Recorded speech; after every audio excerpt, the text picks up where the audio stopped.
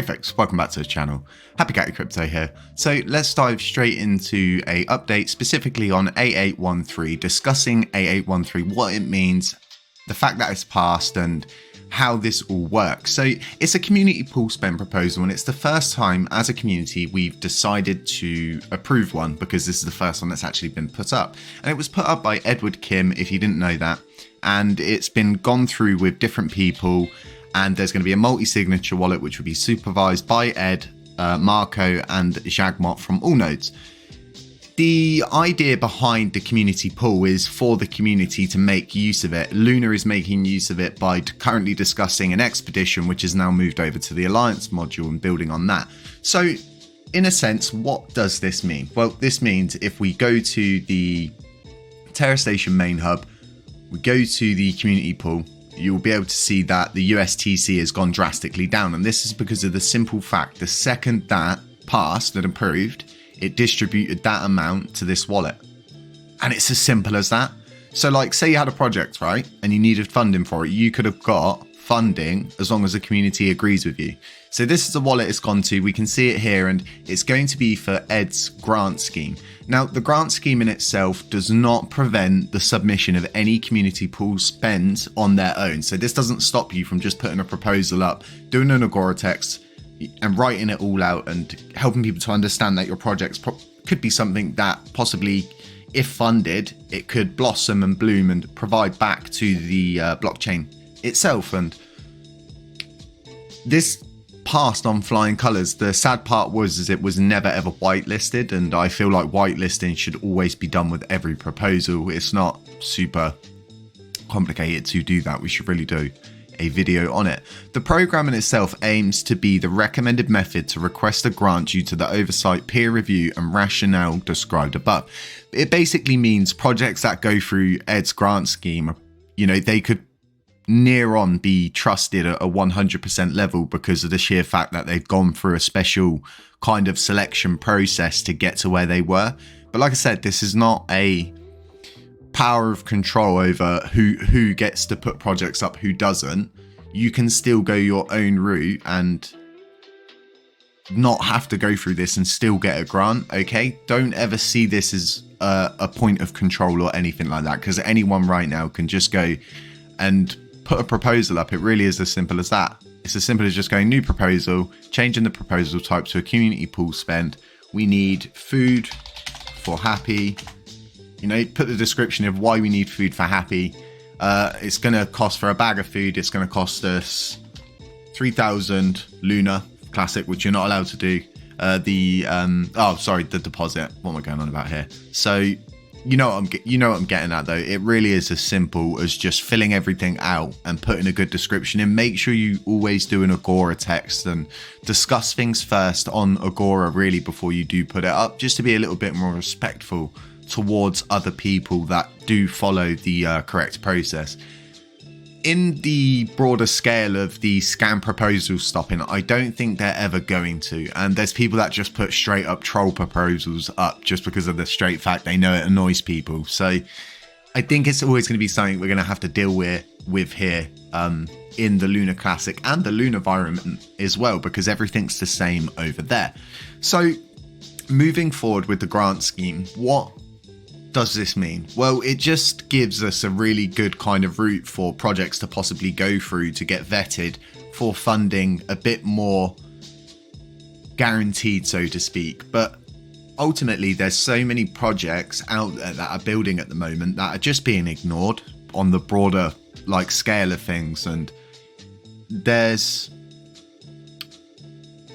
there's not hearing about things and not seeing about things, so not reporting on it, and then there's just completely and utterly ignoring all of these projects that really are building for the greater good of this community's blockchain. They could have gone off and built on any of the fancy blockchains that are out there. In fact, they could have built on one that's highly successful, has a really, really well built system, and instead they're taking a huge leap of faith. And I think it's huge. I think it's so huge because I myself doing this NFT project, it's a huge leap of faith, because at the end of everything, if it fails, I still have to pay the art developer, I still have to pay the tech developer, and I still have to take the hit myself. So the leaps of faith these projects are taking, like Meta Gloria, Luna Burning Nights, Exodus. You've got so many different types. We really need to start helping these projects as much as we can, and that doesn't mean, you know, buying something or just, you know, like their stuff, retweet it, help them get out there, help other people see their stuff. So if you head over to our Twitter, we've currently got 2 giveaways going on. We've got one for Emoji. It's going to be drawn on the same day as our other one, which is a Exodus kind of bundle set, and it's worth a lot of money, to be quite honest. I think it's worth upwards of £200, so it's not a small amount by any means. You'll need a Wax wallet, but you can head over, you can check both of those out. Just follow what it says on there, grab yourself an entry. We're drawing both of those on the same day, which is next Friday, or well, this coming Friday now, and everything like that.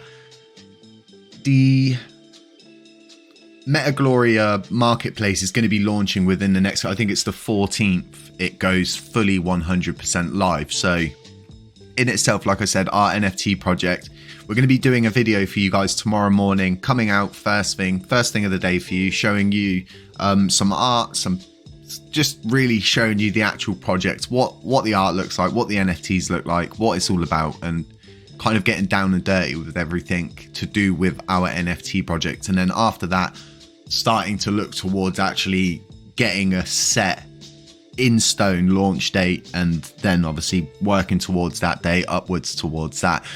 The first burn for our node will be on the 26th of this month, which is exactly, you know, a month from when we created it, and we'll keep it like that until we get to a point of where we're earning enough to burn weekly like Lunkdao does. He has around 7-8% voting power. So when we're probably at around 5-6% voting power, we'll definitely be moving on to weekly burns instead of monthly burns. So the monthly burn in itself, we are able to burn. We are already at that point. You guys are pushing so hard out there to ensure that we are able to burn, because you guys are delegating with us and really keep pushing us higher.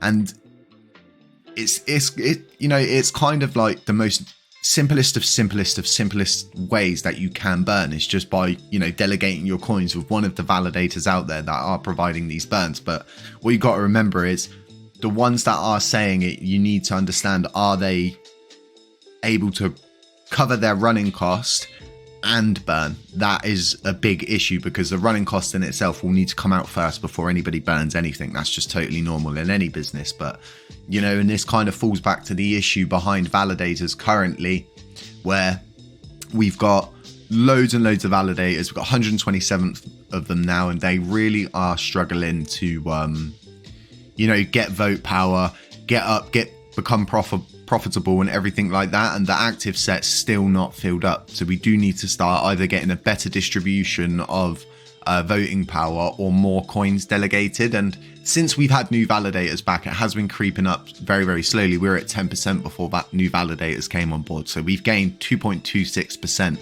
of new coins that have been delegated. And the more coins that are delegated, the more coins that are locked up, it's better.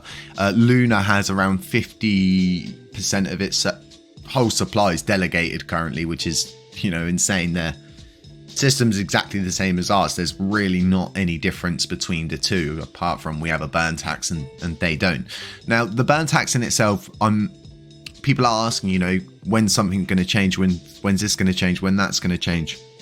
I'm leaving this to Terra Rebels because it's in their roadmap, and I think we should be polite enough to respect that they have put it in their roadmap.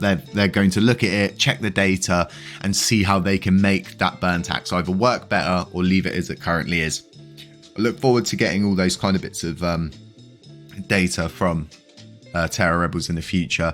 And folks, just stay safe. You know, there's so many weird little scam things out there. We've opened an NFT trading swapping Telegram group. It's head to our actual Telegram group. The link's in there in the description. It's, you know, everything's in the description for that Telegram group for you to understand what it's for. But loads of people are asking, so we have put that forward for our community, and now they're using it quite a lot. So, and I know a lot of people like to trade not so much sell their NFTs. They like to trade like a punk for a burning knight, or a burning knight for a punk, a Muji for a cacti, and all of those different kind of stuff as we move forward, and that all goes into its full launch. So like I said, stay safe. I'm not a financial advisor. Beware of scammers, doppelgangers, anybody pretending to be me, and we'll catch you in the next one.